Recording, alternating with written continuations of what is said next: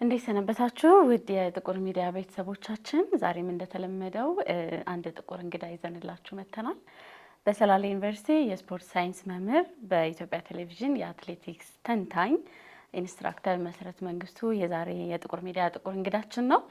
እንግዲህ ከኢንስትራክተር ጋር ስንቆይ ከ34 ዓመት በኋላ ለመጀመሪያ ጊዜ ያለ ወርቅ ስለተመለሰው ቡድናችን በጣም በሰፊው እናወራለን። በተለይ ከቅርብ ጊዜ ወዲህ አትሌቲክሳችን ትንሽ እያስደነገጠን እያስከፋን ከውጤት ጋር ባለመመለስ በተደጋጋሚ እየታየ ስለመጣ ከአትሌቲክስ ጋር ስናስብ ደግሞ ኢንስትራክተርን በደንብ እናስባለን። በመጀመሪያ እንደው ለመጀመሪያ ያህል ያለ ውጤት ስለተመለሰው ባልተለመደ መልኩ የኢትዮጵያ ብሔራዊ መዝሙር ሳይዘመር ባንዲራው ከፍ ሳይል ስለመጣው የሰሞኑ ውጤት እሱን አንስተን ብንጀምር ምን ይመስላል ኢንስትራክተር? እሺ ይሁን፣ አመሰግናለሁ። እንግዲህ ኢትዮጵያ የወርቅ መሬት ናት። እንደዚሁ ጂኦሎጂስት ደግሞ ብዙ አላት። አባይን ገድባለች፣ እዛ ውስጥ ወርቅ አለ። በደንብ እያየች ስትሄድ ልታካከስ ነው መሰለኝ። ወደ ቲሙ ስንመጣ እውነት ለመናገር ሄዶ ያው ቶኪዮ ላይ ተገለጸ እንጂ አሁን ከለንደን ኦሎምፒክ ጀምሮ 2012 ጀምሮ በየዘመናቱ እየተንከባለለ የመጣ ክፍተትና ችግር ነው ይሄንን ያመጣው።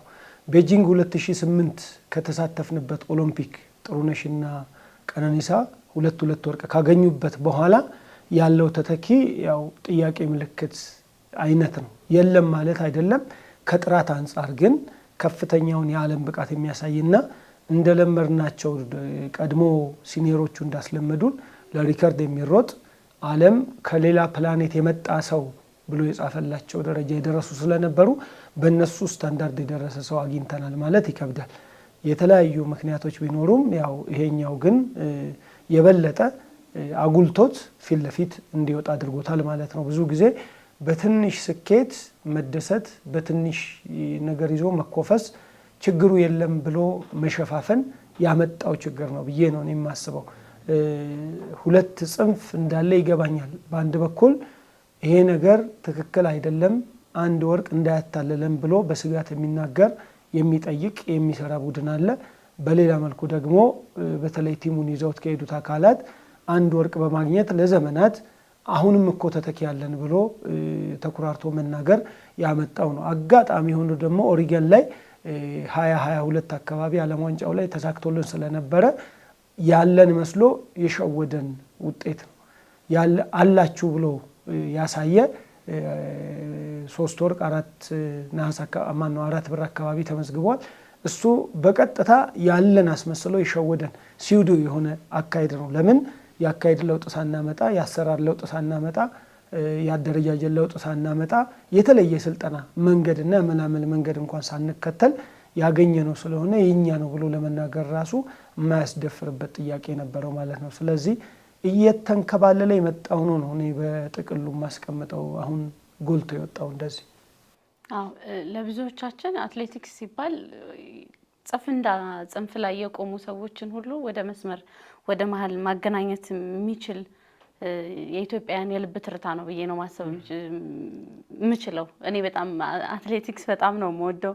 አንዳንዴ ወደ መጨረሻው ፓዝ ሁሉ ሲደርሱ ልቤ ሁሉ መምታት የሚያቆም ሁሉ ይመስለኛል አንዳንድ ጊዜ። በተለይ እንዳልከው ቤጂንግ ኦሎምፒክን ቀነኒሳን ባሰብን ጊዜ የነ ኃይሌን የነ ደራርቱን ለቅሶ እንዳየ ሰው አንተ ደግሞ በሙያው ላይ በደንብ ራስህን በደንብ እንዳበለጸክ ሰው የአሁኑ ውጤት ላንተ ምን መልእክት ነበረው? እንደ ሀገር ሆኜ ሳየው፣ እንደ ዜጋው ሆኜ ሳይ እንዴት ይሄን ሙያ እንደተማርኩትና እንደገባውበት ስለማቅ እውነት ለመናገር ስሜቴ በጣም ተጎድቷል። እንደ ባለሙያ ሆኜ ሳየው ኒውትራል ለመሆን ደግሞ መሞከር ግዴታ ስለሆነ ባለሙያ ስትሆኝ እንደዛ ስለሆነ የስራው ውጤት አስቀድሞም ይህን እንደሚያሳይ በኢቢሲ በኩል ስንተነትን ተናግረነዋል። ያሰጋል። የዘንድሮ አካሄዳችን ብዙ ፈተናዎች አሉብን። ከእውቀት አንጻር ካለም ወደ ኋላ ቀርተናል። አሰራራችን ከዘመናዊ እውቀት ጋር የተገናኘ አይደለም። ፕላስቱ ዛት ደግሞ ወቅታዊ የሆነውን የአየር ንብረት እንኳን ከግምት ውስጥ የከተተ አይደለም። ተቃራኒዎቻችን ተፎካካሪዎቻችን የት ደረጃ ላይ ደርሷል ብለን ስንገምት በዓለም አደባባይ ሲቪያቸው በትክክል በተለያየ ሚዲያ ይለቀቃል። ከወርልድ አትሌቲክስ ዌብሳይት ጀመሩ። እነዛን ስናይ የሚያስፈሩ ነገሮች የሚያሰጉ ነገሮች ስለነበሩ ቀድመንም ከባልደረቦቼ ከኢቢሲ ጋዜጠኞች ጋር በደንብ ትንተናውን ሰርተን ነበር። እውነት ለመናገር ግን ምናልባት በአንድ ወገን አድማጭም ያጣ ይመስላል።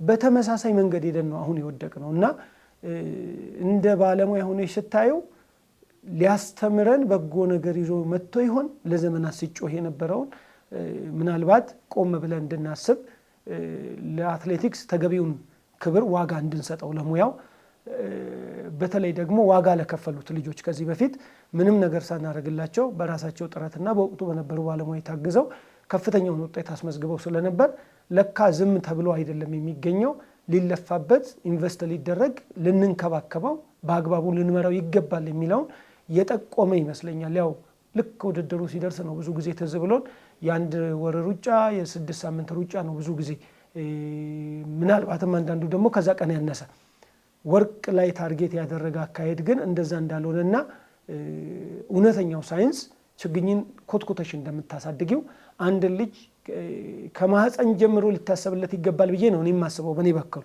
ከዛ ዘመን ጀምሮ እስከ ፕሮፌሰርነት ደረጃ ድረስ ያለውን ቪዥነሪ ሆና እናት አባት ማየት ከቻለና ያንን መንገድ ማስጠበቅ ከቻለ በትክክል ማድረስ እንደሚቻል ይሰማኛል። እና ለዘመናት ሲጮህ የነበረው ያንን መንገድ ለማምጣት ነው። ያ መንገድ ሊመጣ ይሆን ብዬ ሳስብ እንደ ባለሙያ ደግሞ ትንሽ ሳቲስፋይ ያደርገኛል። በሌላ መልኩ ግን አስጊ የሆነ ነገር ደግሞ እንዲሰማኝ አድርጓል። ያልጠበቅኳቸው የአውሮፓ ሀገሮች አይደለም አውሮፓ የአፍሪካ ሀገሮች ራሱ ከፍተኛ ተፎካካሪ ከመሆንም አልፈው ወደ ውጤት መጥተዋል። ወደ ውጤት ደረጃ መጡ ማለት ምን ማለት ነው? አትሌቲክስ ውጤት የመጣበት ሀገር ላይ እኔ ነኝ የናንተ ብሎ ነው የሚመሰክረው። ስፖርቱ ከኢትዮጵያ እየወጣ ከኢትዮጵያ እየለቀቀ ከኢትዮጵያ እየተሰደደ ወደ ሌሎቹ እየሄደ ይሄዳል ማለት ነው። ቀድሞም የኛ ሳይሆን የጀመርነው እነዚህ ሩቅ ምስራቅ ሀገሮች በተለይና ሃንጋሪ ለዘመናት ዶሚኔት ያደረጉትን ነው ኢስት አፍሪካን ካንትሪስ ኬንያ እና ኢትዮጵያ ኤርትራ ወደዚህ የመለሱት። አሁን ደግሞ መልሶ ወደ አውሮፓ እየገባ ያለ ይመስላልና ይሄንን ስታይ ከሞላ ጎደል ትቶን እንዳይሄድ ደግሞ ስጋት አለኝ። ትቶን እንዳይሄድ ነገ ከነገ ወዲያ ተስፋ እንዳንቆርጥ እዚህ ላይ የሚሳተፉ ስፖርተኞችን ባለሙያዎችን ኢንቨስት የሚያደርግ ኢንቨስተር አመራር የሚሰጥ መሪ የምናጣበት ሁኔታ ሁሉ ይኖራል ብዬ አስባለሁ። እዛ በጥልቀት ሳስበው እና ያ ስጋት ቀላል ነው ብዬ አላስብም። በጊዜ መፍትሄ መስጠት ካልቻልን በስተቀር ግን ቆም ብለን እንድናይ ሆኗል ብዬ አስባለሁ። አሁንም ብዙ አካል እየተነጋገረበት ያለ ጉዳይ ሆኖ ነው ያገኘሁት በዚህ ሰዓት። ብዙ ሰው የባለቤትነት ስሜት እየተሰማው ነው። ግን ይሄም ጥያቄ ቢሆን በአግባቡ ሊመራ እንደሚገባ ግን ይሰማኛል። መልካም። በብዙ የሙያ ዘርፎች ወርቃማ ዘመኖች አሉ። ሁልጊዜ ሻምፒዮን መሆን የለም፣ ሁልጊዜ ማሸነፍ የለም። ግን የኢትዮጵያ አትሌቲክስ የሩጫችን አለማሸነፍን ቀምሰነው አናቅም ብዬ አስባለሁ። አሁን ከቅርብ ጊዜ ወዲህ ከመጡት ውጤቶች በስተቀር ማለት ነው። እና እንደው ግን በዋናነት ወርቃማው የኢትዮጵያ አትሌቲክስ ዘመን የትኛው ይመስልሃል አንተ? ከባድ ነው። 3 ትውልዶች እኔ አእምሮ ውስጥ እንዴት ተደርጎ ነው የሚመረጠው? በጣም ከባድ ነው። የመጀመሪያው እስከነ ዋሚ ብራቱ ጀምሮ እስከነ ምሩጽ ይፍጠር ድረስ ያለው ለኔ ዘሞስት እሱኛውን ብመርጥ ነው የሚሻለኝ። እኔ በባዶ እግር ጭምር ምግብ ሳይኖር ሳይንስ የሚባል ነገር ሳይኖር በጣም አፕሴት የሆንኩበት አንዱ ጉዳይ ቶኪዮ ያለው ሙቀት አበበ ቢቂላም ሲሮጥ ነበር። የሚገርመኝ ነው ቶኪዮ ላይ የተሮጠው የአሁኑ ሩጫ አበበ ቢቂላ በዛ ዘመን ሲሮጥ የነበረበት ሰዓት አካባቢ ነው የተሮጠው። እንዴት ይሄ አቅቶን 3 ያቋርጣል የሚል ጥያቄ እንድጠይቅ አድርጎኛል። ለኔ በጣም ዘሞስት ጂኒየስ ቲም ያ ቲም ነው። እንዳውም የኮሎናይዜሽን ዘመን ባይዛቸው ኖሮ አፓርታይድ ባያቆማቸው ኖሮ ያ ቡድን በኢትዮጵያ ታሪክ ውስጥ አይደለም በዓለም ታሪክ ውስጥ ሊሻር ሊፋቅ የማይችል ታሪክ ተክሎ ያልፍ ነበር። ለዚህ ብዙ ማሳያዎች አሉ። ለምሳሌ 1980 የሁለት ወርቅ በ10,000 እና በ5,000 የሁለት ወርቅ ባለቤት የሆነው ጀግናው አትሌታችን ሻምበል ምሩጽ ይፍጠር 1972 ሙኒክ ላይ ነሐስ ሜዳሊያ ባለቤት ነው በ10,000 ሜትር። 76 ሞንትሪያል ላይ ሲደረግ አልተከናወነም፣ አልተሳተፈችም ኢትዮጵያ ቢኮዝ ኦፍ የአፓርታይድ ችግሩ ፖለቲካው ስለነበር። እዛ ጋር ተሳትፋ ቢኮን ኖሮ በወቅቱ የነበረው ሻምበል እሸቱ ቱራ ሞስኮ ላይ ነሐስ ያመጡት ዋናው ኮንዲሽናችን ምርጡ የነበረው 76 አካባቢ ነው በኢትዮጵያ በውጭ አቆጣጠር እና ይሄ ምን ያሳያል ዘሞስት በጣም ፍሩትፉል የሆነውን ትውልድ በተለያየ ተጽዕኖ ገቨርንመንታልም ፖለቲካልም በሆኑ ተጽዕኖ አተነዋል እንጂ ታሪክ የማይሽረውን ስም ተክሎ አሻራ ተክሎ ያልፍ ነበር።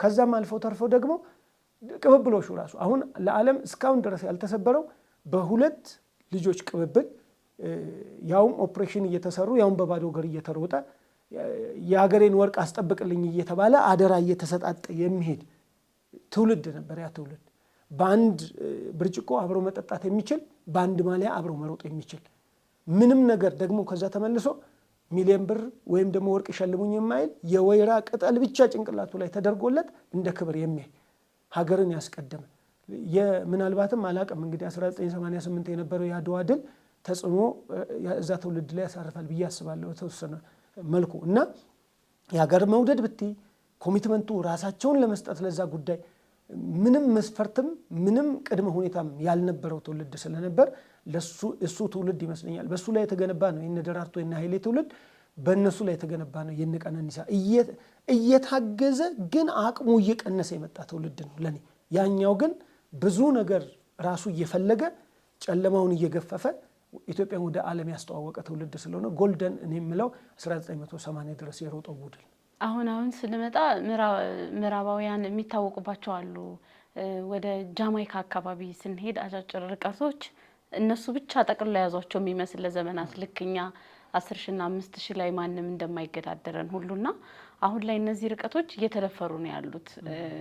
800 ሜትር ላይ ይመስለኛል በአሁኑ ውድድር ከሌላ ፕላኔት የመጣ እስኪባል ድረስ ከኬንያ ያሸነፈው ልጅና ይሄ ለኛ ምን አይነት መልእክት ይሰጠናል? ምክንያቱም ከዚህ በፊት የነበሩ ውድድሮችም ላይ እንደዚህ አይነት አዝማሚያዎች ነበሩ። ውጤት ልናጣ ነው፣ ከዚህ የባሰ ነገር ሊመጣ ነው፣ ቁጭ ብለን እናስበው ሳይንሳዊ በሆነ መንገድ መገፋፋቱን እርስ በርስ እንትና እያሉ ጣት መቀሰሩን ቀርቶ እያለን ነበርና ምን መልእክት አለው? አሁን ከዚህ በኋላስ የባሰ ነገር ላለመምጣቱ ምን ያህል እርግጠኞች ነን?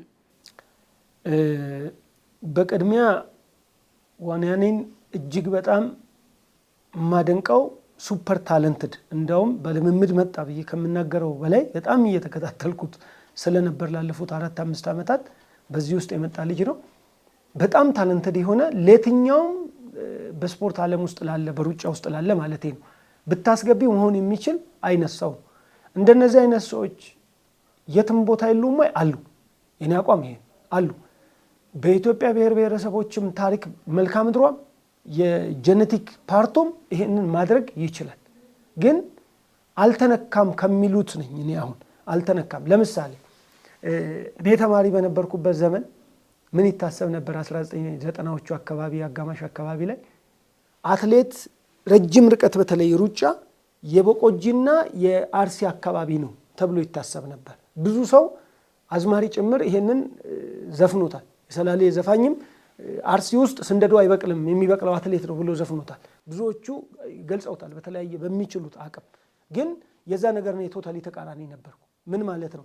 በቦታ ማጠር አይቻልም ታለንትን። የሰው ልጅ እስካለ ድረስ ኦፖርቹኒቲ የማግኘት ያለ ማግኘት ጉዳይ እንጂ የትም ቦታ ላይ ኦፖርቹኒቲው ቢሰጥና አዌርድ ቢሆን ሰው ሲደመር ደግሞ የሰው አዌርነስ ብቻ ሳይሆን ዝንባሌው ኖሮት አቲቲዩድ ወደዛ ነገር የሚያዘነብል ሆኖ ሰፖርት ሲስተሙ ፕላትፎርሙ የተመቻቸለት ሆኖ ቢሄድ እኮ ይመጣል፣ ታለንትድ የሆነ ሰው ይመጣል ከሚሉት ነበርኩኝ። ነፍሱን ይማር ኢንስትራክተር እንዳልክ ቀለመወርቅ 1998 አካባቢ ነው ያረፈው። በጣም የሚገርም ሜንታሊቲ ስለነበረው የኬንያ አመጣጥና የዓለም አትሌቲክስ አካሄድ ከኛ ጋር ሳነጻጽረው ያስፈራኛል የሚል ቋንቋ ተናግሮ ነበር ያኔ። አሁንም ይሄንኑ ቋንቋ ነው የምለው። መልሰን በወደቅንበት የምንሄድ ከሆነ አሁንም በቆጂ ብቻ ነው የሚያወጣው ወይም የሆነ ቦታ ብቻ ነው የሚያወጣው ብለን የምናስብ ከሆነ አሁንም ትክክል አይደለም። ቦታው አይደለም ጉዳዩ ታለንት ማለት ምን ማለት ነው የሚለው እውቀት ላይ መምጣት ነው። ታለንት በሙዚቃ አለ፣ ታለንት በአመራር አለ፣ ታለንት በመምህርነት አለ፣ በሌሎች ሴክተሮች በሙሉ እንዳለ ሁሉ ታለንት በአትሌቲክስም አለ። የአጭር ርቀትም አለ፣ የመካከለኛ ርቀት አለ፣ የወርዋሪ አለ፣ የዘላይ አለ፣ የረጅም ርቀት አለ። የታለንት ጉዳይ ነው። ይሄን ታለንት ደግሞ አይደንቲፋይ አድርጎ ለይቶ ብቻ እገሌ ጀግና ነው ሳይሆን ኮትኩቶ ማሳደግ ይጠይቃል። ቤዝመንቱ ተፈጥሮ ሰጥቶሽ ነው ይዘው የምትመጪው። ያንን ተፈጥሮ የሰጠሽን በቀጥታ ዓለም ሻምፒዮና ላይ አወጣለሁ ሳይሆን እላው ላይ ኢንቨስት የምታደርጊው ከእውቀት ጀምሮ ከጊዜ ጀምሮ ከጉልበት ጀምሮ ብዙ ነገር አለ። ያንን የማሳደግ ጉዳይ ይጠይቃል። አሁን ሱፐር ታለንትድ የሆኑ ታዲያ እንደ ዋንያኒ የሉም ኢትዮጵያ ውስጥ ስንል አሉ። እነዚህን የምንጠቀምበት መንገድ ግን ልኬት ሊበጅለት ስርዓት ሊበጅለት ይገባል ነው። አሁን ታዲያ እንዴት መጀመር አለበት? የኔ አቋም እንደዚህ አንገብጋቢ መሆኑን ከታሰበበት ባለቤት የሚሰጠው ከሆነ አሁን ኮመን ቶክ ነው። እርግጥ ስፖርት የሁሉም ሰው ሆኗል፣ ግን ሊመራው የሚችል ተቋም ሊመራ የሚችል መሪ ሰው ግን ይፈልጋል። አለበለዚያ እንደተበተነ ነው የሚቀረው። መሪ ሰው ማለት ምን ማለት ነው? ዘመኑ የሚፈልገው መሪ ማን ነው? እኔ ግለሰቡ ጋር አይደለሁም፣ ግለሰቧም ጋር አይደለሁም። ይሄ ወቅት የሚፈልገውና ከዚህ ወቅት በኋላ ያለውን ችግር የሚያሻገረኝ እኔ የምመርጠው መስፈርት የኔ አመራረጥ የዛሬ 5 ዓመት የዛሬ 8 ዓመት የዛሬ 10 ዓመት እዚህ አደርሳለሁ ብሎ የዓለምን ወቅታዊ ሁኔታ ተንትኖልኝ ስጋታቸውንም ጥንካሬያቸውንም መልካም አጋጣሚውንም ከነኛ ድክመት ተንትኖልኝ መውጫ መንገድ ሊያሳየኝ የሚችል በተለይ ፖሊሲ ሊያስወጣ የሚችል እውቀት፣ ስትራቴጂክ እቅድ ሊያስወጣ የሚችል እውቀት፣ አቅም እሱን ሊያመጣ የሚችል ሰው መውለድ አለባት ይቺ ሀገር የመጀመሪያ። ከዛ ያ ሰው የሚጽፋቸው ነገሮች ናቸው ወደ ተቋምነት፣ ወደ አደረጃጀት፣ ወደ ሊያሰራ የሚችል ፕላትፎርም የሚዘረጉት። እሱ ወደ ፖሊሲ ወደ ስትራቴጂ ካደገ በኋላ መመሪያዎች ኖሮት ከመጣ በኋላ ይህ ምንድን ነው አደረጃጀቱ ጥሩ የሚባሉትን ባለሙያዎች ሰዎች ግማሹ በማሰልጠን ግማሹ በመሮጥ ግማሹ በመማር ይከፋፈላሉ። እኔ በጣም አዝናለሁ፣ በጣም ፊል አደርጋለሁ በዚህ። ለምን ሁላችንም ተጨምረን ሙያው የሚፈልገውን ያህል ሰው እንኳን ቁጥር አንሆንም ለምን እንገፋፋለን ከሚሉ ስለሆንኩኝ ተጨማሪ ከውጪ ባለሙያዎች የበቁ ባለሙያዎች ጭምር ቅጥር ያስፈልገናል። ገና እንኳን ባሉት ብቻ ማለት ነው ሶልቭ ለማድረግ ይሄንን አንድ ላይ አንጥተሽ የአሰራር ስርዓት በጣም ዘመኑን የዋጀ አሰራር ስርዓት መንገድ ካወጣሽለት መመሪያዎችሽ አሰሪ ከሆኑ ተፈትሸው ለዛ ሁኔታ የተመቻቸ መንገድ የምትዘረግለት ከሆነ ሰዎች አንድ ላይ መጥተው የማያወሩበት የማያቀዱበት የማይሰሩበት የለም። በዚህ ሙያ እኮ ትልቁ ችግር የክፋት የምቀኝነት የተንኮል ችግር አለ። እሱን ደግሞ ሶልቭ ሊያደርግ የሚችል የአሰራር ስርዓት አልዘረጋንም ብዬ ሳለቅት ያለቀስኩበት ምክንያት ብዙ ጊዜ ሰዎች ላያውቁት ይችላሉ። በዚሁ የምገልጸው እንዴት እንነቅለዋለን ይሄን ክፋት፣ እንዴት እንነቅለዋለን ይሄን ምቀኝነት መጠላለፍ። ትንሽ ነን በቁጥር ለዛውም ደግሞ መተባበር መግባባት ካልቻል እንዴት አድርገን ሶልቭ ማድረግ እንችላለን? በእኛ መለያየት ራሱ ጠላት ያጠቃናል። አንድም ሆነን እንኳን አንችላቸውም። እየቀደሙን እየሰሩ ነው ያሉት። ምክንያቱም ትናንት ያሸነፈን ፈረንሳዊ አትሌት እንደ ሞፋራ ሌላ ዘመናዊ ሳይንስ እንጂ እየጨመረ የሚመጣው ኢትዮጵያ ወደ ኋላ ቀርታለችና ብሎ ቁጭ ብሎ አይጠብቀን። መንገድም አግኝተው እየሮጡ ነው። እኛ ደግሞ መንገድ ጠፋብንም ብለን መንገዱን በመፈለግ ራሱ መጠላለፍ የለብንም።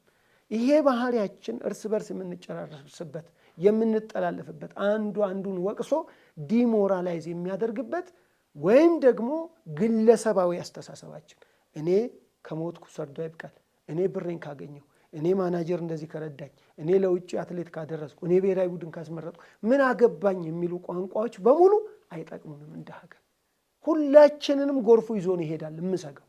ይሄንን ታዲያ ለማምጣት ጥሩ የሆነ መሪ የሚያሰባስብ ሆደ ሰፊ እንደ ጸጉር ነገር እየነቀሱ ፖለቲሳይዝ ማድረግ ባይዞይ የስፖርት ፖለቲክስ ምህዳሩ ሰፊ ነው።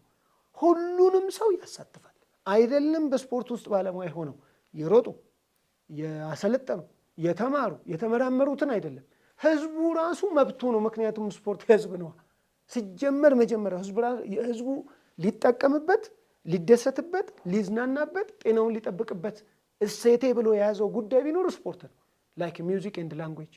ይሄንን ደግሞ እኔ ልምራለህ ብሎ ወደ ግለሰባዊ የሚያመጣውና አትጠጉኝ ብሎ የሚያጠር እጅግ በጣም አዝናለሁ። ዓለም ላይ እንደዚህ አይነት ትሬንድም የለም። ለምን እኛ ሀገር ይሄ ይከብዳል አላቅም። እሱን ሶልቭ ለማድረግ ታዲያ ሰነድ ነው የሚፈልገው። የሰነድ ምላሽ ይፈልጋል። ሰነድን ደግሞ የሚወልደው አእምሮ ነው። የአእምሮ ውጤት ነው። የዛን የአእምሮ ውጤት ለማምጣት ቅን ልቦና ያስፈልግሻል። ትሁት ልቦና ያስፈልግሻል። እውቀት ያለ ትህትና ከንቱ ነው፣ ባለቤቱን የሚያጠፋዋል። ይሄን አንድ ላይ አቀናጅቶ ሊመራ የሚችል መሪ ካገኘሽ፣ ይሄን አንድ ላይ አቀናጅቶ አስታርቆ ሊያቅፍ የሚችል ተቋም ካገኘሽ፣ ፕላትፎርሙ የተመቻቸ አሰራር ስርዓት፣ የግንኙነት ስርዓት ካለ ሰዎች ትልቅ ቦታ ለመድረስ የማይችሉበት ምክንያት የለም። ለምን? ዛሬ ያለው ቴክኖሎጂ፣ ዛሬ ያለው ምርምር፣ የምርምር ውጤቶች፣ የስፖርት ማቴሪያሎች የምታዘወትርባቸው ከጫማው ጀምሮ በቴክኖሎጂ በሳይንስ በጥናትና ምርምር እየተደገፈ አድጓል። ስለዚህ ኃይሌም ብቻ ሳይሆን ቀነኒሳም ብቻ ሳይሆን ደራርቱም ብቻ ሳይሆን እነ መሰረትና ጥሩነሽም ብቻ ሳይሆን ከነሱ እጅግ በጣም የፈጠኑ ልጆችን ማምጣት እንችላለን ማለት ነው። ፍቅሩ ያለው ብዙ ወጣት አለን። ወደ ትምህርት ቤት ብንወርድ ህፃናቱን በትክክል ማቀፍ ብንችል፣ ኤክስክሉሽን ነው የኛ ብዙ ቤተሰብን የሚገፋ የብዙ ቤተሰብን ልጆች የሚገፋ። እኔ ይገርመኛል፣ አዝናለሁ ሁላ። ስፖርት እኮ ሰው መወዳደር 1% 2% ነው መጨረሻ ላይ ሀገርን ወክሎ። መጀመሪያ ያ ህብረተሰብ የኔ ብሎ እየኖረበት ነው ወይ? ጤናውን ጠብቆ ተዝናንቶ ተደስቶ የሚኖርበት መሳሪያው ነው ወይ? ይሄንን ስንጠይቅ ብዙ የስፖርት ተቋሞቻችን ጥያቄ ምልክቶች ውስጥ ናቸው። ሞቢላይዝ አልተደረገም ገና። ተማሪዎቻችን አብዛኞቹ ክላስ ወንበር ላይ ይቀመጣሉ። ትምህርት ቤት ሰዓት ሲያልቅ ወደ ቤታቸው ይሄዳሉ። ስንቶቹን እናሳትፋቸዋል? እኛ እኮ ታለንት ነው የምንቀብረው በጣም በሚያሳፍር ሁኔታ። የአሜሪካ ተወዳዳሪ እኮ የኦሎምፒክ ተወዳዳሪ እንደ ኢትዮጵያ ክለብ ተቀጥሮ ክለብ ውስጥ ቁጭ ብሎ ምግብ እየበሰለለት ደሞዝ እየተከፈለው የሚኖር አይደለም። የዩኒቨርሲቲ ተማሪ ነው 90%፣ የሃይስኩል ተማሪ ነው አብዛኛው መጥተው የሚወዳደሩት። ስራሽን እየሰራሽ የኦሎምፒክ አትሌት ወርቅ ሜዳሊስት መሆን ትችያለሽ እንጂ አክቹዋሊ ቋሚ ስራ አትሌትነት እንደዛ አይነት አይደለም ሌላው ዓለም ላይ ያለው። እዚህ ድሃው ሀገር ላይ ወደ ኢስት አፍሪካን ካንትሪስ ኡጋንዳም እንደዚህ አይነት ተጀምሯል፣ ኬንያም አለ፣ ብዙ ክለቦች አሉ እንደዚህ አይነት ትሬንድ ውስጥ የመጡት እንጂ አብዛኞቹ ሌላ ተጨማሪ ስራ አላቸው፣ ሌላ ተጨማሪ ትምህርት አላቸው። ትምህርት ደግሞ የሰሩት ኬንያውያን አትሌቶች አሜሪካ ድረስ ዜግነት ቀይረው ሌክቸረር እስከ መሆን ደረጃ ድረስ ደርሰዋል። እኛ ደግሞ ቋንቋ ለመማር እንኳን ዳገት ሆኖብናል ገና። ስለዚህ የኔ ጥያቄ የአመለካከት ለውጥ፣ የአስተሳሰብ ለውጥ፣ የአካሄድ ለውጥ ያስፈልገናል። በሄድሽበት በወደቅሽበት መንገድ ደግመሽ መስራት ይሄው ቶኪዮን ያመጣዋል። ይሄን ደግሞ አረጋገጡልን በቃል ተከበሩ ኮማንደር ስለሺ ስህን በኩል ምን ብለው ድሮ ሲኬድበት በነበርነው መንገድ ስለሄድን አሁንም ይሄ ሆነ ነው። ያ ማለት አሁን የሄድንበት መንገድ እስከ ዛሬ ላለፉት ከ10 ዓመት በላይ ደጋግመው ስለጣለን አሁን የወርቅና የብር ጉዳይ ሳይሆን ለኔ ዘራይት የሆነው ተተኪ በቁጥሩ ብዙ ሆኖ መምጣት አለበት። በፉክክር ውስጥ የሚፈነዳውን ኃይሌ ለማግኘት፣ በፉክክር ውስጥ የምትፈነዳውን ጥሩነሽ ለማግኘት ኦፖርቹኒቲ ነው ማስፋት። የትሬኒንግ ሲስተምሽ የምልመላ ሲስተምሽ ነው። የሚያለቅሱ ልጆች ሲጀመር በዚህ ሙያ ውስጥ መኖር የለበትም ለኔ። ለምን ቁጭ ብለሽ ወንበር ላይ የምትመዝኙ ነገር የለም። በስፖርት በተለይ በአትሌቲክስ ሜዳ ላይ ነው የምትመዝኙ። አንድ ላይ አምጫቸው ይተማመናሉ ልጆቹ ማን ተገቢ እንደሆነ ጭምር። እኛ ግን ማይክሮ ሰከንድ እንይዝና ፖለቲሳይዝ አድርገን ለራሳችን ኪራይ ለመሰብሰብ ስንል ለሙስናችን ስንል የምንፈጥረው ጉዳይ ነው ልጆቹን የሚያስለቅሰው የሚያበሳጨው።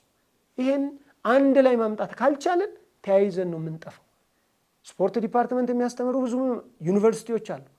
ስፖርት ኢፌክቲቭ ሆኖ ውጤቱ ካልቀጠለ በሀገር ደረጃ ህዝቡ ካልወደደው ምን ያደርጋል ያ ዲፓርትመንት? ብዙ ዲፓርትመንቶች እኮ ኢትዮጵያ ውስጥ ይታጠፋሉ ከዚህ በኋላ አይደለም ስፖርት። ለምን ፕሮፊቴብል ካልሆንሽ፣ ህብረተሰቡ ካልተቀበለው፣ የሚኖርበት ካልሆነ፣ ኢንቨስት የሚያደርግበት ካልሆነ ምን ለማድረግ ነው ልጄን እዛ ጋር ማስተምረው? ምን ለማድረግ ነው እዛ ጋር ማቆየው? ስለዚህ ክሪቲካሊ ያስበን ይሄ ጉዳይ እኮ የሁላችንም ያገባናል ብለን መምጣት የምንችልና እንደዛ አይነት መሪ፣ እንደዛ አይነት ተከታይ፣ እንደዛ ቅድም እንደነገርኩሽ አይነት ፖሊሲ፣ ስትራቴጂ፣ እቅዶች፣ ሰነዶች፣ ተገቢ የሆነ ባለሙያ፣ የጋራ ምክክር ያለበት ሁሉን አቃፊ የሆነ አንድ ላይ አምጥተን አካሄዳችንን ካላሳመርን ካላስተካከልን በስተቀር ሶልቭ ይሆናል ብዬ አላስብም። መቸኮልም አያስፈልገውም። ፎርዛት ማለት ዋይ ኖት 4 ዓመት 8 ዓመት ይፍጅ፣ ግን እንውጣ ከዚህ ችግር ውስጥ የሚያስወጣን ከሆነ።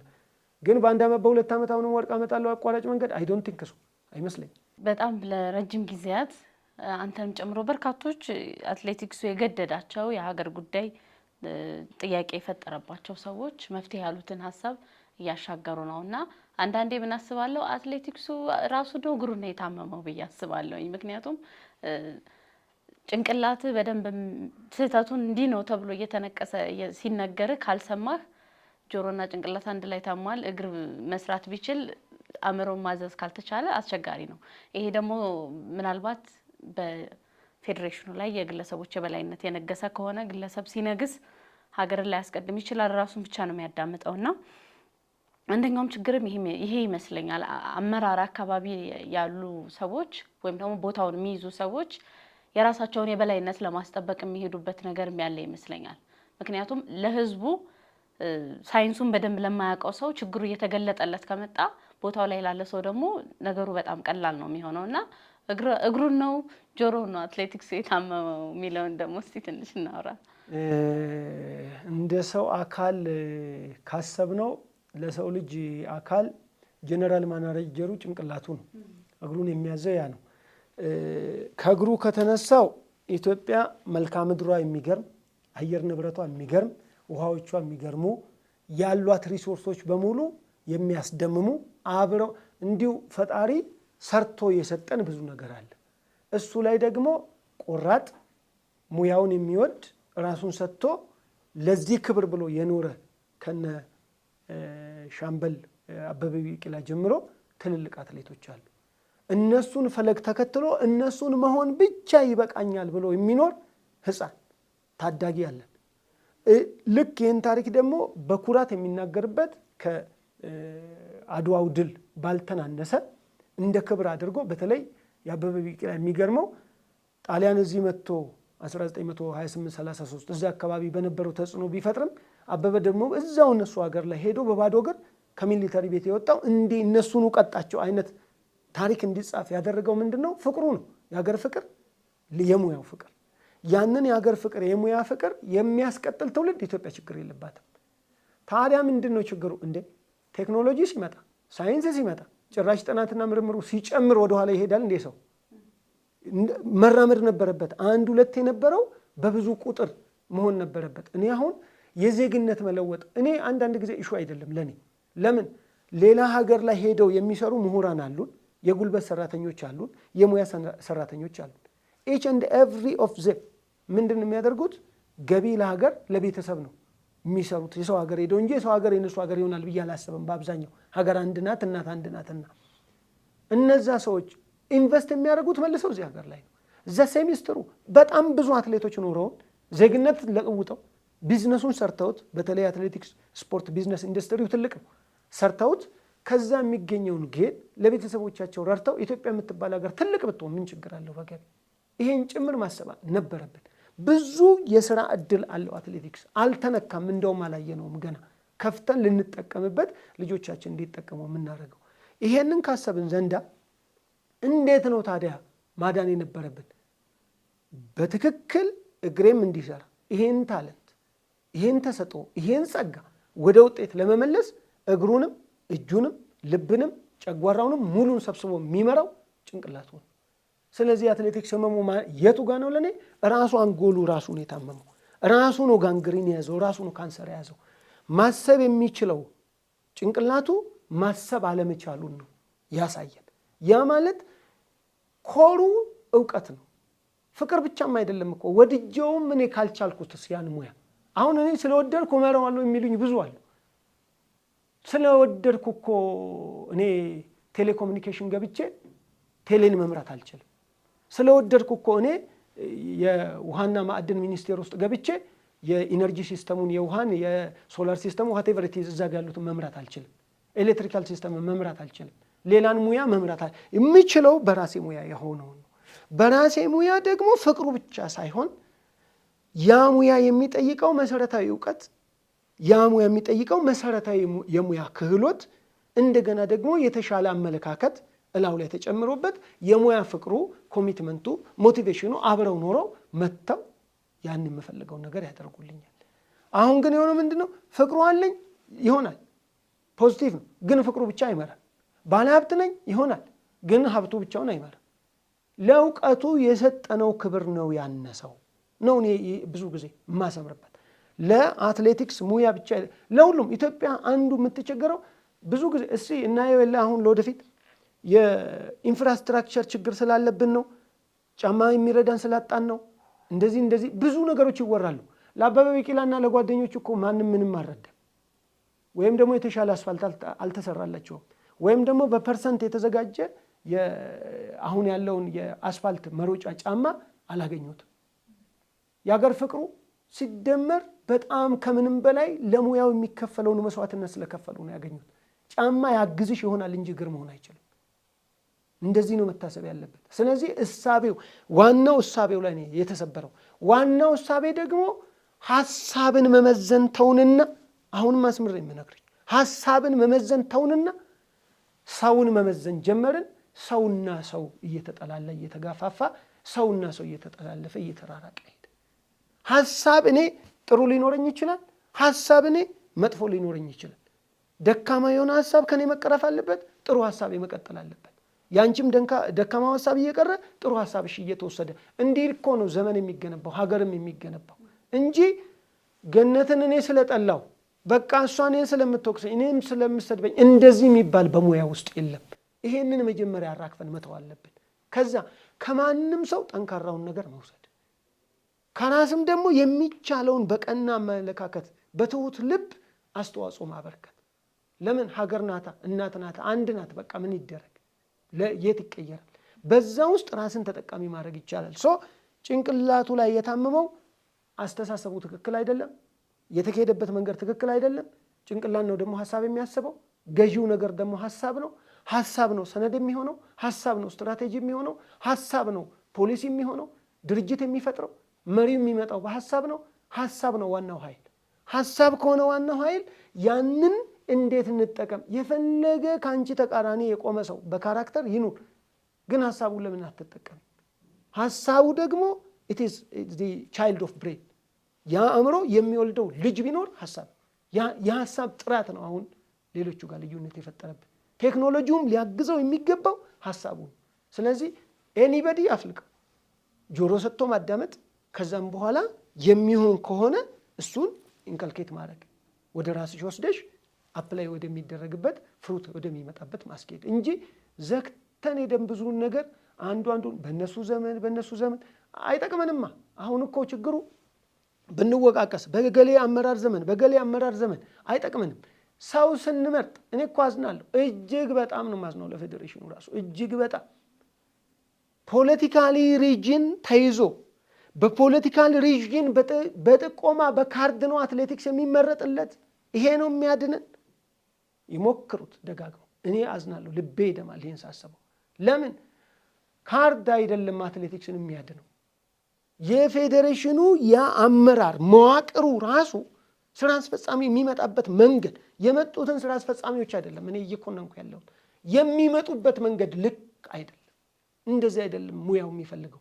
ለሙያው እንደሚሆን ነው ሙያው መሄድ ያለበት እንጂ ገቨርንመንታል ሲስተሙ ሀገር ለማስተዳደር ክልሎችን አደራጅቶ በራሱ ፖሊሲ ሲስተም ውስጥ በራሱ ህገ መንግስት ውስጥ እየሄደ ነው። እሱን ኮፒ ካላደረግኩ አትሌቲክስን ማዳን አልችልም የሚለኝ ከሆነ ይሞክሩትና ይሁት። አትሌቲክስ እንደዚህ አይነት ቦርደር አይደለም ያለው። ፍቅርና አቅም ይፈልጋል፣ በጣም አቅም ይፈልጋል። በቃ ለምን እምቢ ካልሽ ወድቀሽ ነው የምትማሪው።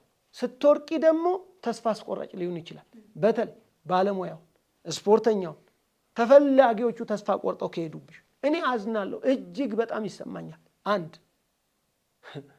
አፈር የከተት ነው ኢንስትራክተር እንዳልክ ተንኮል ስለነበረ ነው በዘመኑ፣ ብዙዎቹ ነግረውኛል። ሁለት ከአራትና ከአምስት ያላነሱ ሱፐር የሆኑ አሰልጣኞች አሜሪካና ሌላ ሀገር ነው ያሉት። አሁን በስደት ውስጥ ሙያውን ይወዱታል፣ ቤተሰቡን በዛ ነው የገነቡት፣ ህይወታቸው በሱ ነው የተገነባው። እዚህ ጋር ያለው የሚኮሰኮሰው ነገር ኢንቫይሮንመንቱ ይሄ ቅድም የሚመልሽን ፕላትፎርም አልሰጣቸውም። ዜን ለመሰረት አይደለም አሁን እኮ የሚጮህ መሰረት ለመሰረት ከዚህ በኋላ ላለችው ጥቂት ዕድሜ ሰው አስተምረው አሰልጣኝ አስተምረው 3 4 5 ከ12 አይበልጡ ማክሲመም ቢበዙ አትሌቶችን አሰልጥኖ ለግሉ ተጠቃሚ ሆኖ ማለፍ ይችላል። ኢትዮጵያ ግን እሷ ስላልሆነች እንደዛ አይደለችም። ኢትዮጵያ የጋራ ብናረጋትና እኔም እኮ ጥፋቴ ይሄ ነው እኔም ጥፋቴ ይሄ ነው ብለን አንድ ላይ ብንመጣ ኖሮ ብናስታርቅ ኖሮ እንድን ነበር። አንድ እናት አንድ ሀገር የነጥላውን ዘፈን ትርጉሙ የሚኖረው ለአንድ እናት በኔ ዘመን ውስጥ እንደዚህ አይነት ጥላሸት የሆነ ወርቅ የሌለበት ህዝቡ ያኮረፈበት ብዙ አትሌቶች ያለቀሱበት ብዙ አሰልጣኞችም ተስፋ የቆረጡበት እንደዚህ አይነት ጥላሸት ዘመን ከሚመጣ እንዳው እዚህ ሙያ ውስጥ ባልገኝ ይሻለኝ ነበር። ከተገኘው ዘንድ ደግሞ አንድ መስመር ውስጥ ማምጣት ያስፈልጋል። አንድ መስመር ውስጥ ለማምጣት የመጀመሪያው ምንድነው የሚፈልገው? ፍላጎቱ ምንድነው? ይያንዳንዱ ጋር እባካችሁ እንረዳዳ ነው። አሁን ማለት እኔ ህዝባዊ ጥሪም አልልም። ባለሙያው ራሱ ወደ አንድ አቅጣጫ መጥቶ በጣም የተከፋፈለ ስር የሰደደ የአቅም ልዩነት አለ። ቅድም እንዳልኩሽ አመለካከት ልዩነት አለ። አቋራጭ መንገድ ፍለጋ አለ። የተለያየ ኪራይ ሰብሳቢነት መንገዶች አሉ። ሰው አየር ባየር አትሌት ያልሆነውን አትሌት ነው ብሎ ሸጦ የሰው ሀገር ቪዛ እስከ ማስመታት እስከ መላክ የሚደርስ በጣም ኃጢአቱ ብዙ ነው። ብዙ እህቶቻችን ብዙ ልጆቻችን ሴት እህቶቻችን የሚበደሉበት መንገድ ነው። ይህን በጣም ማጥናት ያስፈልጋል። ይሄንን መናገር ማለት ግን ለእኔ የስራ እድል ስጡኝ ማለት አይደለም። ሰው እንደዛ እየተረጎመው ነው አሁን እኮ ችግሩ። ይሄ ማለት አይደለም። ሀገሪቷን በሲስተም ብንገነባ፣ ተቋሙን በትክክል ብንገነባ፣ ትክክለኛ መሪዎችን ብናወጣ ከዛ ውስጥ የሚደርሰኝ የራሴ የግል ድርሻ ይጠቀም ይሆናል እንጂ እንደ ግለሰብ ሀገሬ አብባ እሷ በማሸነፏ ልጆቿ በማሸነፉ እኮራለሁ። እነሱ ሲያኮሩኝ ነው እኔም የምከበረው። አሜሪካ ሄጄ ስማር ኃይሌ በሮጠው፣ ቀነኒሳ በሮጠው፣ ደራርቱ ጌጤ በሮጡት፣ እነ ሉቺያ በሮጡት ልብ አድርጊ እስከ መሰረት ድረስ ኢቭን እስከ ገንዘቤ ድረስ የነበረው ትውልድ በሮጠው ነው ተከብሬ ተምሬያለሁ። የመጀመሪያው ምርጥ አልጋ ተሰጥቶኝ። ይሄንን ማጣት ማለት ለብዙ ውጪ ያሉ ኢትዮጵያውያን የእግር እሳት ነው፣ ያቃጥላል። ይሄንን በሂደት እንዳናጣው ስጋት አለኝ ነው እንጂ ኢትዮጵያ እኮ አትሌት ለጉድ አላት። በጣም የሚገርም የፖቴንሻል ችግር አይደለም ያለባት ኢትዮጵያ። አንድ ላይ መምጣት ያስፈልጋል። ሁለተኛ ሚዲያው ክፍት መሆን አለበት። አሁንም ታጥሯል። ለኔ አሁንም ብዙ ሀሳባቸውን ማፍለቅ ሀሳባቸውን መወርወር የሚፈልጉ መወያየት የሚፈልጉ በጣም ከምንም በላይ ተቀራርበው እንዲህ አይነት ሀሳብ አለኝ ብለው ማመንጨት የሚፈልጉ ሰዎች አሉ። 24 ሰዓት ክፍት ይሆንላቸው። ስፖርት የህዝብ ስለሆነ 24 ሰዓት ሀሳባቸውን ይግለጹ በነፃነት። ራሱ ፌዴሬሽኑ ሰዎችን ልትመሪ ማማ ላይ ወጥተሽ ሰዎች ሰድበውኛል ብለሽ እኮ ልታኮርፊ አይገባሽ። የፈለገውን ይበልሰው፣ የፈለገውን ስጪ ውድሉ። ሰብአዊ መብትሽን አይንካ።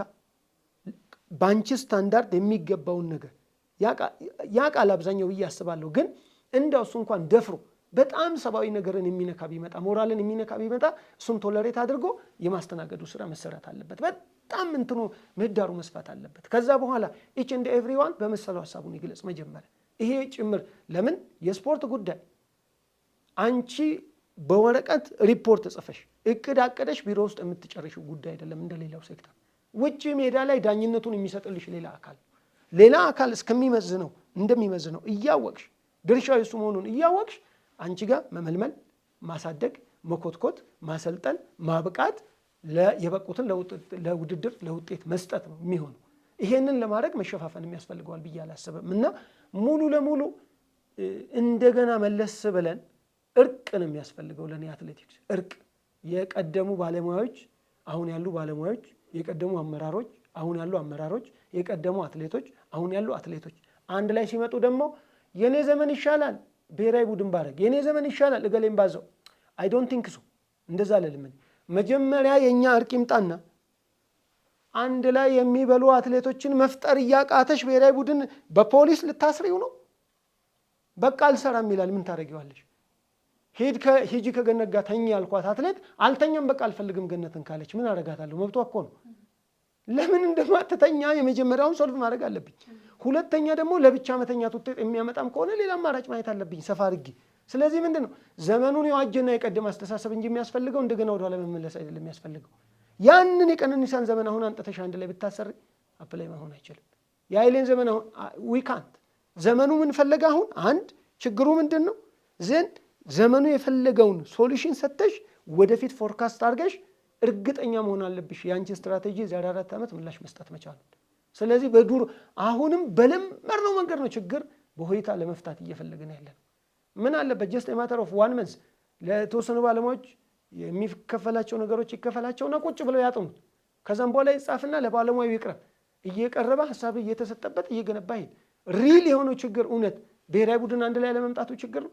አንድ ላይ ቁጭ ብለው መወያየት የማይችል ብዙ አመራር ስራ አስኪያጅ ኮሚቴ ያለበት ውስጥ የስራ አስፈጻሚ የፌዴሬሽኑን ናሽናል ፌዴሬሽኑን ብቻ ማለት አይደለም። ወደ ክልል ውረጅ፣ ወደ ዞን ውረጅ፣ እያንዳንዱ ክለቦቹ ጋር ያሉ አመራሮች ጋር ውረጅ፣ ስፖርትን እመራለሁ የሚለው ጽህፈት ቤት ጋር ውረጅ፣ እስከታች ስራው እኮ ያለው ቀበሌ ነው። እነሱ እኮ ያሉት አናቱ ላይ ሩቅ ነው። ፊና ያደረጉትም እኮ በጣም ስቃዩ ያለው ታች ነው። ማንም ምንም እንደ ስንት ስቴዲየም እንገነባለን ተብሎ የመውረጫ ሜዳ እናስተካክላለን ተብሎ ትጥቅ እንገዛለን ተብሎ እየታጠፉ የተበሉ ስንት ገንዘቦች አሉ። ማን አስተዳደራቸው? በእኔና በአንቺ በልጆቻችን ኢቭን ትምህርት ቤት ውስጥ የሚውሉበት ሜዳ እኮ ልጁን ከማሳደግ ሳናሳድጎ መሸጥ የመረጠ ትምህርት ቤት እኮ ነው እኔ ልጅን የምልከው። በጣም ነው የማፍረው። በጣም ኢትዮጵያ በጣም ሩቅ ናት ይሄንን ለማውራት። እንደው ምስጋና ይገባቸዋል ዓለም ውስጥ ያስተዋወቃት አትሌቶች በሙሉ። ለምን ኢትዮጵያ ምን ኢንቨስት አድርጋ ምን ሰርታ የገዛ ትምህርት ቤቶቿ ላይ እንኳን ልጆቹ ታዩ አትሌት መሆኑ ሮጦ ዋርቀው ቢገቡ ምን አለበት? ጤነኛ ሰው ሆኖ ዶፓሚን ሆርሞን እኮ ሲሮጥ ነው ሰው የሚመነጨው። ኢንተርቴን እንዲያደርግ ማለት የተዝናና ከጭንቀት ነፃ ይሆነ። አሁን እኮ ዓለም የሚያሳየው ሪሰርች 90% የበሽታውን መንስኤ ስትረስ ነው። ስትረስን ደግሞ ሶልቭ የምታደርጊው ፊዚካል አክቲቪቲ ውስጥ ሲከተት ነው። እንኳን ለራሳችን ለጩጬው ጭምር ከልክለናል እኮ እኛ የምንሰራው ቦታ ላይ። ክብር ለጠቅላይ ሚኒስትሩ አሁን ባቀረቡት እንደው የተለያየ ቦታ ሜዳዎች መሰራት ጀመሩ የተወሰነ። እሱም ቁልፍ ነው። እሱም ቢሮክራሲው በጣም ብዙ። አረ ኢትዮጵያ ገና ነች ያማል። እኔ ይሄንን ቀበሌ ማውረድ ስንችል የሆነ ቡድን የኔ ብሎ ሙያውን መሸከም ሲችል ሰፈር ውስጥ ልክ እድር እቁብ እንዳቋቋም ነው እያንዳንዳችን ገንዘብ እያወጣን የተወሰኑ ልጆችን መደገፍ ስንጀምር ፊል እናደርገዋለን። ጥቅሙ ሩቅ ነው ያልኩት ለዛ ነው። ብዙ የተንጠለጠለው ብዙዎች ዋጋ ከፍለው ያሳደጉት ላይ ብሔራዊ ቡድን ብንል ማን እንዳሳደገሽ እንዴት እንዳሳደገሽ አይታወቅም። ብቻ አውትሻይን አድርገሻል ነይ ብሎ የሚጎትት አካል ባለበት ፍሬው ብቻ የሚፈለግበት። ልክ የማናጀር ቡድንም ሲባል የሆነ ቦታ ሮጠሽ የሆነ ውጤት ስታመጪ አንቺን እፈልግሻለሁ ነይ ውል ፈርሚልኝ። ማን ማሳደግ ይችላል? አርግዞ መውለድና ማሳደግ እኮ ነው ያልቻለው። እናት የላትም አትሌቲክስ ኢትዮጵያ ውስጥ። ይሄ ነው ትልቁ ህመም። ዜን ብሔራዊ ቡድን መፍጠር የፈለገ ሰው ልጆቹን ከጽንሰቱ ጀምሮ እያሳደገ መንገድ ውስጥ የዛሬ 8 ዓመት 10 ዓመት ነው መጠበቅ ያለበት። በዚህ ውስጥ ነው ጥሩነሽ ስታሸንፍ ዓለም ላይ ኬንያ እኮ አልቅሷል። መሰረት ስታሸንፍ እኮ ደራርበው ለሪከርድ የኛ ልጆች ሲሮጡ እኮ እነዚህ ጩጬ ፕሮጀክቶች ነበሩ አሁን ያሉት እኮ። በጣም በሚገርም ሁኔታ ኡጋንዳ ሄጄ ኮርስ ሰጥቻለሁ፣ ማብሬያቸው ቆይቻለሁ። በጣም አትሌቲክስን እንዴት እንፍጠረው ሲሉ እኮ አሁንም ማወራሽን ነው ኢንፎርማል ያወራን። እነሱ ጋር ለምን ተተከለ እኛ ጋር ለምን እምቢ ተባለ? የእውቀት ንቀት፣ ያለ መስማት ንቀት፣ ያለ መደማመጥ ንቀት፣ የመጠላለፍ የመጠላላት። ለዚህ ነው እዚህ ደረጃ ድረስ ክፋቱን፣ እዚህ ደረጃ ድረስ ምቀኝነቱን ማን ተከለብን? አትሌቲክስ እጅግ በጣም ነፃ ስፖርት ነው። ኤቭሪባዲ ካን ፓርቲሲፔት ቴክ ፓርት። ውስጡ ትኖሪያለሽ፣ ከቻልሽ ተወዳድረሽ ታሸንፊያለሽ፣ ካልቻልሽ መካከለኛ ሆነሽ የራስሽን ቢዝነስ ትሰሪያለሽ፣ ሚኒመም አክቲቭ ሰው ሆነሽ ትኖሪበታለሽ። ይሄ እኮ በጣም የማይገኝ መሳሪያ ነበር። ግን እኛ ጋር ጭንቅላቱ ላይ ያለው ችግር ያስተሳሰባችን የራሳችን ባህሪ ችግር፣ ሐሳብና ባህሪው አመላችን እርስ በራስ አጠላልፎናል። የዛ ውጤት ነው ነጸብራቁ ሄዶ 4 ሰው ሴት አሰልፈሽ 4 የተለያየ ሀገር፣ 3 ሰው 10,000 ሜትር ወንድ አሰልፈሽ 3 የተለያየ ሀገር። እንደዚህ አይነት ነንሴንስ የሆነ እኔ ጦር የፈታው ይባል የለ በጦር ሜዳ ራሱ ምንድነው ጦር ከፈታው ወሬ የፈታው ይበልጣል ይባላል። ብዙ ጊዜ ባልና ሚስቶች ሙዚቀኞች ባልና ሚስቶች ወደ ቲያትር እንደዚህ ድርጅቶችን ሼር አድርገው ሰክሲስ የማድረግ ነገር አለና ብዙ ባሎች የአትሌቶቻችን አሰልጣኞች ናቸው፣ የተሳካላቸው አሉ። ግን ደግሞ አንዳንዶች ጥያቄ ያነሳሉ። ሮል የመምታታት ነገር አለ። አሁን ባል አሰልጣኝ ሲሆን የሆነ ጊዜ ሊሳካለት ይችላል፣ የሆነ ቀን ሳይሳካለት ግን ምንድነው ጉድለቴ ብሎ ወይ ማሰብ ወይም ደግሞ ሚናውን ለሌላ ሰው መልቀቅ አለና ይሄ ራሱ የሚያመጣው ምን አይነት ተጽዕኖ አለው ብለህ ታስባለህ አንተ?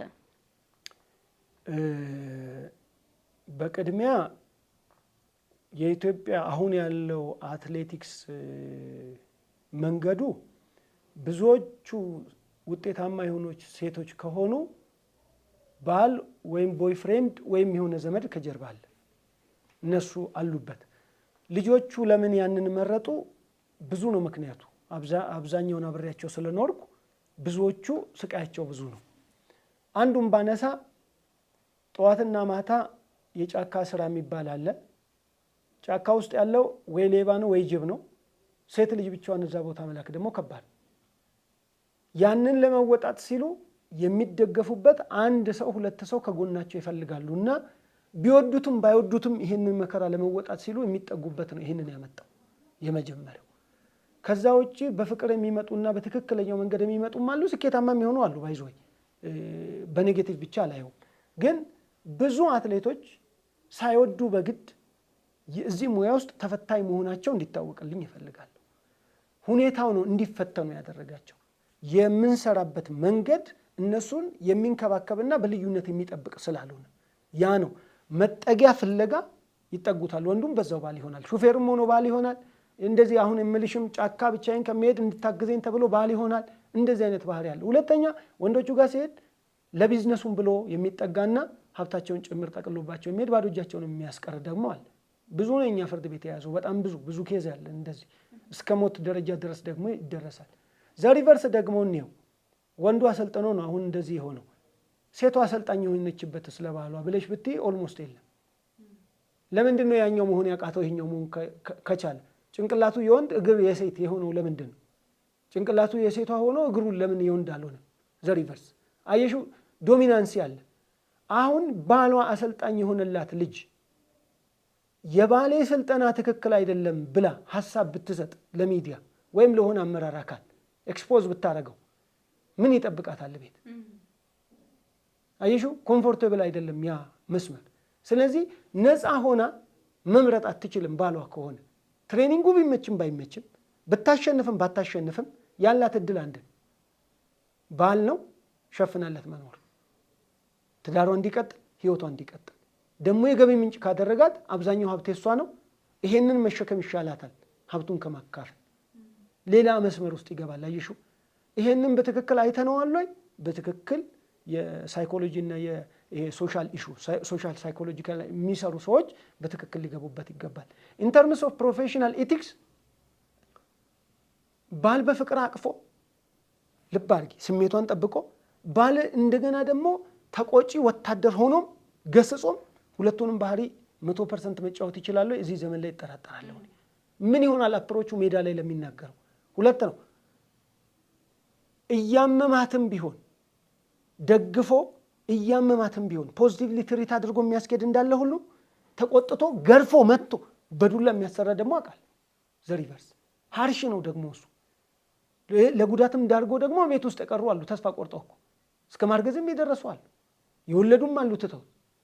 ለምን እየተቀጠቀጥኩ እስከ መቼ ድረስ በቃ አልቻለም ሰውነቴ። በጫካ ይቁጠራቸው የሚገረፉት። ያ ማለት ስቲል ፖዚቲቭ የሆነ ፕሮፌሽናል ኢቲክስ ያለበት ግንኙነት አይደለም ከሚል አንጻር እንጂ ሰክሲድ አላደረጉም ከሚል አንጻር አይደለም። ኒውትራል የሆኑ የሚመክሩ ወንድም የሆኑ አባት የሆኑ ምስጋና የሚገባቸው ደግሞ በዛው ልክ አሉ። ግን ለኔ እኔ አሁን የራሴን ባለቤት ባይና አትሌት ብትሆን ምን ትመርጣለህ ቢባል በስራ ሂደት ስላየሁት እኔ አሰልጣኛው ባልሆን ደስ ይለኛል። እኔ ለኔ ነገር ግን የሚያስፈልጓትን ሁሉ አግዛታለሁ። ኢች ኤንድ ኤቭሪቲንግ አትሌት ናትና እንደ ሙያዋ ላይ አግዛታለሁ። በዛ ሙያ ሰክሲድ አድርጋ የበለጠ ስትወጣ እኔንም ልጆቼንም ነው ከፍ የምታረገን፣ እኔንም ሀገሬንም ሙያዬንም ነው ከፍ የምታረገልኝ። እኔ ሌላ ሰው ነፃ ሆኜ ባሰለጥን እመርጣለሁ። ለሁሉ እኩል ነው እይታዬ። ሌላ ላሳይሽ። ቶኪዮ ለመሄድ የኔ ሚስት 4ኛ ብትሆን 3 ልጆች ከፊት ቢኖሩ በተለይ 3ኛዋን የፈለገችውን ትበል ሚስቴ ብዬ እሷን ረግጬ ትቻት 3ኛዋን በእውነት ለህሊና ብዬ ይዤ እሄዳለሁ። እሷስ ተመልሼ ቤት ስመጣ ለኔ የሆነ ነገር ፌቨር አላረክልኝም፣ አንተ ማነህ የኔ ፍቅረኛ የምትሆነው አትለኝም? ኒውትራሊቲ የለውም፣ ያጣል። ስለዚህ መድኃኒቱ ምንድነው ሪከመንድ የማደርገው? ባይሆኑ ከሆኑ መከራቸው ይበዛል። ለመወጣት በጣም ጥንቃቄ ማድረግ አለባቸው። እኩል እያዩ ከሆነ የሙያው ስነ ምግባር የሚለው ሁሉን እኩል ማየት ይጠይቃል። እዛ ቦታ ላይ ትሪ ስታረጊ ሚስት ስለሆነ ኢቭን ለምሳሌ እያሰለጠንኩ ነው። እኔ ሚስቴና እኔ መኪና አለን። እኔ መኪና እየነዳው ሚስቴን ጭኜ በመኪና ሊሄድ ነው። ጫማ የሌለው እዛ ጋር አለ። አብሬን ያሰራኋቸው እኩል ነው ያየኋቸው። የኔ ሚስት ስለሆነች እኛ ትሄዳለሁ በመኪና፣ እነሱን ትቻቸው ይሄዳለሁ። ምን ፊል ያደርጋሉ እነዛ ልጆች እዛ ጋር የቀሩት? ኤሎት ኦፍ ቻሌንጅስ አር ዜር። ግን መርዳት አለበት በቅርበት ሆኖ። አዎ ጫናው ብዙ ስለሆነ አክቹዋል ኮቿ ግን ባይሆን ሪከመንድ አደርጋለሁ። እነሱም ደግሞ የሚጠራጠሩ ስላለ ነው። አንድም ሳትወደኝ አግብታኛለችና ነገ ትታኝ ብትሄድ፣ ምክንያቱም ዛሬ ወደ ትልቅ ትናንት ምንም ሳይኖራት ተጠጋው ጫካ ሚዛኝ ለመሄድ የሆነ መከታ ልታረገኝ ሌሊትም ለመውጣት በጨለማም ለመንቀሳቀስ እኔ ጠባቂዋ ነበርኩ። ልክ ሲያልፍላት ሲሳካላት ትታኝ ሄደች ሶ ልትንቀኝ ነው የሚል አይነት ስለሚኖር ማሰሪያም ስለሚያረጉት ነው የሆነ ነገር ተጠቃሚ ለመሆን ስለሚፈልጉ ግን ኒውትራል ሆኜ ሳይው ለኔ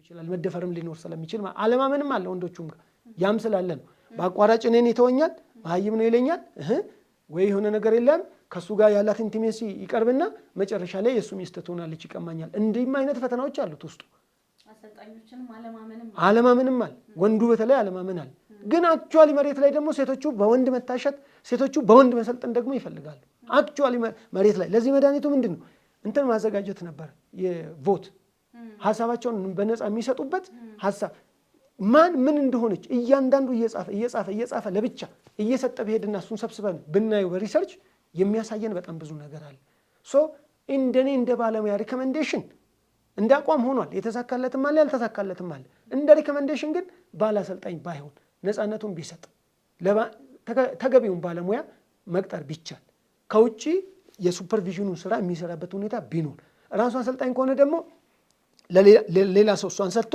የራሱን የኮቺንግ ቲም ስታብሊሽ ቢያደርግ አሰልጣኝ አይሁን የሚል ጥያቄ ስለሌለኝ ሙያው ላይ ብቁ እስከሆነ ተወዳዳሪ እስከሆነ ፍሬያማ ውጤታማ እስከሆነ ድረስ ማሰልጠኑን ያሰልጠን ግን ሚስቱን ከሌሎቹ ጋር ሚክስ የሚያደርግበት የፈለገ ነገር ቢሆን ማዳላታችን አንተው እኛ እኮ እዚህ ሀገር በቋንቋ እናዳላለን በሃይማኖት እናዳላለን በተከለለው ወንዝ እናዳላለን አንድ መንደር ውስጥ በመግባት እናዳላለን ይህ ስጋ የሚጎተተው ባህል ውስጥ ነው ያለነው የፈለገ ነገር ቢሆን ወደ ሚስቱ ማዳላቱን አይተው ፌቨሩን ለሷን የሚሰጠው የፈለገ ነገር ቢሆን ይሄ ደግሞ ነፃነት ይሰጣል ብዬ አላስብም ብንጎዳ ብለው ደግሞ ተደርበውም ቢሆን እዛ ገብተው ባል የሚያሰለጥንበት ሚስቱን የሚያሰለጥንበት ቲም ውስጥ ደግሞ ስልጠናውን ፍለጋ የሚሄዱ ልጆች አሉ ትክክለኛ ስልጠና በማጣት ችግር ውጤት በማጣት ችግር የውድድር እድል በማጣት ችግር ስለዚህ ውስብስብ ነው እዛ ውስጥ ያለው ግን እኔ እንደ ባለሙያ የምለው ፕሮፌሽናልም የሚሆነው ሚስቴ እኔ ሰራተኛ ባትሆን ኤፊሽንሲ ስሞላ እኔ ፌል አድርገሻል ብዬ መሙላት ስለማልችል ሚስቴክ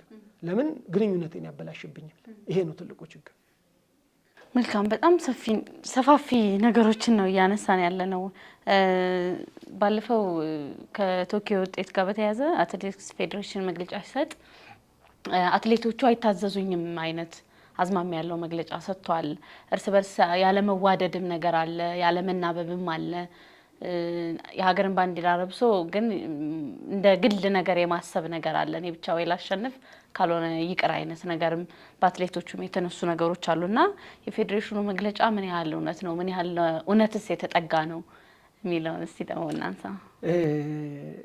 ምስጋና ይገባቸዋል ይሄንን ላቀረቡና ለገለጡ መሬት ላይ ያለ እውነት ምንም ድርድር የሌለው መሬት ላይ ያለ እውነት ነው ስራ አስፈጻሚው በጣም ምስጋና ይገባዋል ይሄንን አውቆ ለመግለጥ እንደውም ጊዜ ፈጀ መፍጠን ነበረበት ከዚህ አንድ ላይ ቡድን ለመስራት በአንድ 10,000 ሜትር በምሳሌ ብነግርሽ 10,000 ሜትር የሚሮጡ 4 ሴቶች ቢኖሩሽ ወርቁ አንድ ነው ሁሉም ልጅ የሚሮጠው ለወርቁ ቢሆንም ሁሉም አትሌት ኢቭን ቁምጣ ለብሶ እዛ የሚገባው ለወርቁ ቢሆንም ነገር ግን አክቹዋል ወርቋን የሚያገኛት አንድ ሰው ነው ሶ እዚህ ጋር ነው ፊሎሶፊ የምልሽ ቅድም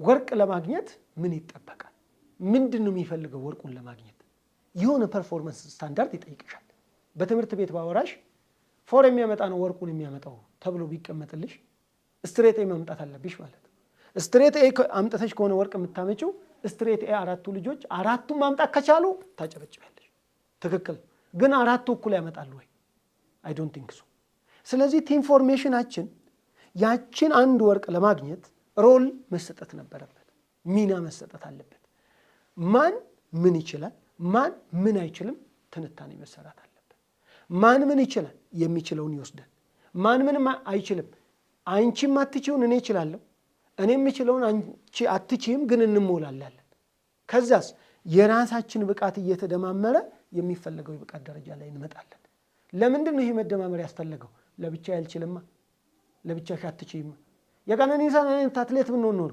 ዙር ራሱ የሚያከር ፊኒሺንግ ራሱ የሚሄድ በፈለገው ሰዓት ራሱ የሚቆርጥ እንደዚህ የተሟላ አትሌት ካለን እነዚህ ነገሮች ጥያቄ ውስጥ አይገቡ ብቻውን ሁሉም ማድረግ ይችላል እንደዛ አይነት ኳሊቲ ያለው አትሌት አለን ወይ? የለንም። ከሌለም ምን እናድርግ? 2ም 3ም 4ም ደከም የሚል አቅም ያለን ክፍተት ያለን ሰዎች አንድ ላይ እናገናኝና ወርቅ የጋራ እናድርግ። ኢትዮጵያ ያልሰራችው ስራ ምን እንደሆነ ታውቂያለሽ? አንድ ላይ ተባበሩና አሳዩኝና ወርቁን ውሰዱና ለሶስታችሁም እኩል መኪና ሸልማለሁ ማለት ነበረባት አስቀድማ። ለዚህ ነው መሪ እኮ የለም የምለው። ለምን ለወርቁ መሬት እንሰጣለን፣ ለወርቁ መኪና እንሰጣለን፣ ለብቻ አውጥተን ዋጋ ለከፈለው 4ኛ ለወጣችሁ እንደ ወርቅነሽ ኪዳኔ አይነት አትሌት ኢግኖር እናደርጋለን። ሚዲያውም ይሄንን የሚጮኸው አብረን ያፈረስ ነው እኮ ስናፈርስ። እውነት ነው የምነግርሽ ይሄንን አብረን ለምን ነጥሎ እገሌ ባለ ሪከርድ ከመሰረትና ከጥሩነሽ ማን ይበልጣል ተብሎ እኮ የተጻፈበት ሀገር ላይ ነው ያለ ነው። አይባልም እኮ ይሄ ወንጀል ነው። ቼቤትና ኪፔገን ማን ይበልጣል ብሎ የኬንያ ጋዜጣ ጽፎ አላየሁም። ተከባብረው እንዲኖሩ ነው ያደረጋቸው የሀገር ጉዳይ ስለሆነ። እኛ ግን ሁለቱ ነገሮች ራሱ እንዲጣረሱ እንዲናቆሩ በጣም ብዙ ዜና የምንሰራ ሰዎች ከዛ ውስጥ መውጣት አለብን። ዜን ልክ እጅጋየሁ ለጉዳፍ የሆነ ነገር ብሰራ፣ ፎተን ተስፋ የሆነ ነገር ብሰራ፣ ጽጌ ገብረ ሰላማ የሆነ ነገር ብሰራ፣ ይሄን ለመስራት ደግሞ የጋና ስትራቴጂክ እቅድ አይደል ያለሽ? አፕላይ የምታደርጊው ታክቲክ አይደል? መሬት ላይ ያለው ስልት አይደል? ይሄን የውጊያ ስልት በስልጠና በትሬኒንግ አብረሽ ታመጫዋለሽ። ከዛስ ማን ምን እንደሚችል ይተዋወቃሉ፣ ይናበባሉ። የመጠላለፍ መጠላላት አንዱ አንዱን የማንቋሸሽ አንዱ አንዱን የመካብ ጉዳይ ሳይሆን እገሌ ይሄን ቢችል እገሌ ይሄን ቢችል እገሌ ይሄን ቢችል። ለምሳሌ 10,025 ዙር ሮጠሽ 25ኛውን ፊኒሽንግ በትክክል ፊኒሽንግ ማትሮጭ ከሆነ አንቺ ምን ልታረጊ መጨረሻ የወርቅ ባለቤት ተብሎ ስምሽ ይጻፋል? አትችይም። በቃ መጨረሻ እንደምትወጪ የፈለገ ዙር ሄደሽ መጨረሻ ላይ እንደሚበልጡሽ ይታወቃል። በመጨረሻው ቅድም ባልሽው ልብ የደም ዝውውር ቀጥ የሚያደርግ ፊኒሽንግ ይሄን የሌለው ሰው ምን ላድርግ ታዲያ? ዙር ነው የሚችለው 15 16 17 18 19ኛ አካባቢ ያ ሁሉ ፈረንጅ ታቅፎ ኦክሲጅን አንቆት መሮጥ ሲገባው ኦክሲጅን እንደ ልቡ ይዞ እንዲሄድ ያደረጉት ራሳቸው ተሸክመው ስለሄዱ። ለምን መቆረጥ የነበረበት ቦታ መቆረጥ ነበረበት። እዛ ጋር የቆረጠ ሰው ቢኖርሽ ኢትዮጵያዊ ለምን መኪና አይሸለምም? እሱ ለብቻ ለምንድን ነው ኢግኖር የተደረገው? ስለዚህ ማኔጅ የተደረገበት ያልኩሽ ለዛ ነው። ሶ ቲምወርኩን ራሱ ለመስራት መጀመሪያ ቁጥር 1 ማቀራረብ ሰዎችን ያስፈልጋል። እንዲተዋወቁ ማድረግ ያስፈልጋል። ሰው እኮ መልካም ጉርብትና ውስጥ የሚገባው ሲተዋወቅ ሲቀራረብ። የመጀመሪያ መቼ አቀራርበን መቼ ተዋውቁ ያውቃሉ? የመጀመሪያ እኮ ልጆቹ እኮ ዝም ያሰኙን የመጀመሪያው ጥያቄያቸው መቼ ተቀራርበን መቼ አውርተን እናውቃለን? ካልተቀራረበ ጎረቤት መሆን አይችልም። የመጀመሪያው ከዛ ነው እንግዲህ እያደገ ሄዶ መተሳሰብ፣ መከባበር፣ መቻቻል። ልብ አድርጊ። ከዛም አልፎ ተርፎ መዋደድ። አሁን የፈለግነው አንድ ላይ እንዲበሉ አንድ ላይ እንዲጠጡ። አንቺ እኮ ዶርም እኔ እኮ የሚፈተነኝ ሲቀራረቡ እነሱ ዶርም አልጋ ላይ ከ2 ሰው በላይ አይቻልም። የሰው አልጋ ተሰብራላችሁ፣ ሆቴል ያስከፍላል፣ ያስቀጣል እኮ ስትይ 7 ሆነው ይተኛሉ። ሲዋደዱ እዛ ጋ ይደርሳሉ። ይሄንን ፕላትፎርም መፍጠር ግን አልቻለም። ስለዚህ እንዲራራቁ አድርገናል። የተራራቁበትን መንገድ መመለስ ግን መፍትሄ የሌለው ነው። አሁንም ለወደፊትም እንደ አንድ ሀገር እንደ አንድ ባንዲራ የምንለብስ ከሆነ አብረው የሚሄድ አብረው የሚመካከር አብረው የሚደጋገፍ የሚረዳዳ በመከባበር ውስጥ በትህትና በቅንነት የሚያወራ የሌላውን ሀሳብ የሚያከብር የሌላውን ሞራል የሚጠብቅ በዛው ልክ በድግመቱ ላይ ደግሞ የሚያበረታታሽ አይዞሽ ትደርሻለሽ በርቺ ግን ዛሬ ይሄን አድርጊና እኔ ስለምበልጥሽ ደግሞ ይሄን ላድርግ በምክክር የሚያረጉት ቢሆን ኖሮ ልጆቹ ራሳቸው ያውቃሉ ይሄን ምን ማድረግ እንዳለባቸው። ለዚህ ማሳያ ልንገርሽ። እነዚህ ልጆች የዓለምን ሪከርድ ምንድነው የሊዲንግ ፐርፎርማንስ በአመት ውስጥ መሪ የሆነውን 10,000 ሜትር ለምሳሌ ወንዶችን በወስድ 3ቱም ወይም 4ቱም እኮ መሪ ናቸው። ለብቻቸው ሲወዱ ለምን ቻሉ? ኮሚቴና አሰልጣኝ መሪ ሲይዘው ለምን አቃቱ? ከዚህም በፊት ምን የምጠይቀው ኢትዮጵያ ኮሚቴ ሲይዛት ሁሉ ጊዜ ያማታል፣ ግለሰብ ሲይዛት ግን ውጤታማ ነች። ስለዚህ ልጆቹ በግላቸው ከቻሉ ልጆቹን አንድ ላይ አቀራርበሻቸው ለብቻ ቤቱን ዘግተሽ ብትሄጂ እነሱ ተቀራርበው አንድ ሆነው የሆነ ስትራቴጂ አውጥቶ ያድራሉ። ሸክሙ የነሱ ነው። ስለዚህ ፓርት አላቸው ማለት ነው ለስትራቴጂክ ፕላኑ ለቅዱ ራሱ። ግን የሚያወያይ ሰውስ አይደል? የሚያወያይማ ሩቅ ነው። የሚያቀራርብ ሰው ሳታገኝ የሚያወያይ አታመጭም። ግን እድል ተሰጥቶ ሳይንግ ኖሯቸው ይሄ ያዋጣል ብለው እንዲመጡ ማድረግ ይገባል። ዮሚፍ በጣም የሚገርም ነገር ነገረን። ላለፉት 6 7 8 ዓመታት አለ የቡድን ስራ እያላችሁ ከሜዳ ላይ ውጭ አወጣችሁኝ። ከዚህ በኋላ የቡድን ስራ አልሰራም ለብቻ ይሰራለሁ ብዬ ቆርጬ ሄድኩኝ። ወርቅ ባጣም ያው ክር ላይ ነው ያጣው፣ ብር አገኘዋል።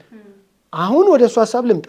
ከቲም ወርክ ኢንዲቪጁዋል ወርክ ይሻላልን የሚል ጥያቄ መጣ ማለት ነው። አሁን ለዮሚፍ ብጠይቀው አሁን ኢንዲቪጁዋል ይሻላል፣ ምክንያቱም 5ኛ 6ኛ 10ኛ ነው የምወጣው ቲም ስሰራ። የቲም አሰራሩ ራሱ አልገባንም ማለት ነው። ቲም እኮ የምትሰሪው አየር ንብረቱ ምን አይነት ነው? ያንቺ ትሬኒንግ ምን አይነት ነው? ያንቺ ጥንካሬና ድክመት ምን አይነት ነው? ምን ኦፖርቹኒቲ ያለሽ፣ ምን ስጋት አለሽ ካንቺ አንፃር። ውጪ ወጥተሽ ደግሞ ያንቺ ተፎካካሪ ጠንካራ ጎናቸው ምንድን ነው? ደካማ ጎናቸው ምንድን ነው? በምን አይነት ስልት ነው እነሱን የምቆርጠው? በምን አይነት ስልት ነው እነሱን የማስቀረው? ወይም ደግሞ ፊኒሽንግ የተባለው የመጨረሻው ፈንታስቲክ ኪክ የሚባለው ላይ እንዳይደርሱ ማድረገው፣ እዛም ደርሼ የሚጨርሰው ምን አይነት ልምምድስ ብሰራ? ይሄ በጋራ መምጣት ነበረበት። ስለዚህ በትነነው ነበረ። የበተነውን እንደተበተነ አሳየን። ቶኪዮ በግልጽ ነው ያሳየን። ይሄ ፌዴሬሽኑ አመራር ወይም ሌሎቹም አካል ማመናቸው ራሱ ትልቅ ስኬት ነው። ትልቅ ስኬት ቢያንስ አንዱ ችግር ይሄ መሆኑን አየን ማለት ነው። አንድ ትልቅ ችግር አለብን። ይሄ ደግሞ ኢትዮጵያን ስንበላ ጎበዝ ነን፣ አብረን ስንሰራ ህመሙ አለብን በየቤታችን። እሱን ነው መጀመሪያ ማዳን። በቡድን መስራት ከለመድን፣ በቡድን በመከባበር ከሄድን እመኝኝ ኢትዮጵያ 7ቱ ኃያላን ሀገር ውስጥ አንዷ ትሆናለች። እኛ ችግራችን የሳይኮ ነው አብዛኛው፣ የሳይኮ ሶሻሉ ነው አብዛኛው። ተባብሮ አቅምን ወደ አንድ ትልቅ ነገር ማምጣት ያለመቻል ችግር ነው የኛ ችግር። አስተዋጽኦ ያለማድረግ፣ ቅን ልብ ማጣት የምልሽ ለዚህ ነው። ለመተባበር ቅን ልብ ከሌለሽ በጣም ከባድ፣ ያንን ማድረግ አለመቻል። ለዮሚፍ ወርቅ እኔ ዋጋ ልክፈልለት ብሎ የሚሄድ አንድ ወንድ ልጅ ያስፈልገን ነበር። ለጉዳፍ ወርቅ እኔ ዋጋ ልክፈልላት ብሎ የሚሄድ አንድ ሴት ልጅ ታስፈልገን ነበር። አምጮቹ እነሱ ወርቁ ከሆኑ ማለት ነው። እነዛ ወርቅ ያመጡት ደግሞ በእርግጠኝነት ሽልማቱ የሁላችንም ነው፣ ወርቁ የሁላችንም ነው ብለው ቢተረጉሙት ኖሮ ይሄ አይመጣብንም ብዬ አስባለሁ። ከዛ ውጪ እርስ በራስ በአቅም ተለካክተው ሳይተዋወቁ እገሌ ይበልጠኛል የሚለው ውስጣቸው ሳያምን እርስ በርስ ባለ ፉክክር ውስጥ ይዘሽ ከሄድሽ ግን ጦር ሜዳ ይዘሽ ሄደሽ ግን እርስ በርስ የሚጋደሉ ወንድማማቾችን ነው ለውጊያው የምትሰጪው። ያ ማለት ደግሞ ወደ ቄዞ ይመጣል። በስፋት እንደተለመደው ኢንስትራክተር ያው በጉዳዩ ላይ በጣም ሰፋ ያለ ጥልቀትን በየጊዜውም ሀሳቦችን ስለምታጋራ ፌዴሬሽኑ ከዚህ በላይ ሊያሳዝነን አይገባም ብዬ አስባለሁ። ምክንያቱም ውጤትን ማምጣት እንደምችል እናውቀዋለን። የሌለንን ነገር አይደለም እየጠየቅን ያለ ነው እና የተነሱትን ጉዳዮች እንደ መፍትሄ ወስዶ የተሻለ ነገር ነገም 2 ዓመት 4 ዓመት መልሶም ኦሎምፒክ ሲመጣ ረጅም ጊዜ አይደለም ያለው። ካሁኑ ስራዎች መሰራት ይጀምራሉ። ስልጠናዎችን፣ የነበሩ የሀገር ስሜቶች፣ የነበሩ የሀገር ፍቅር፣ አብሮ የመስራት የመተባበር ስሜቶች ተመልሶ ይመጣሉ ብለን እናስባለን።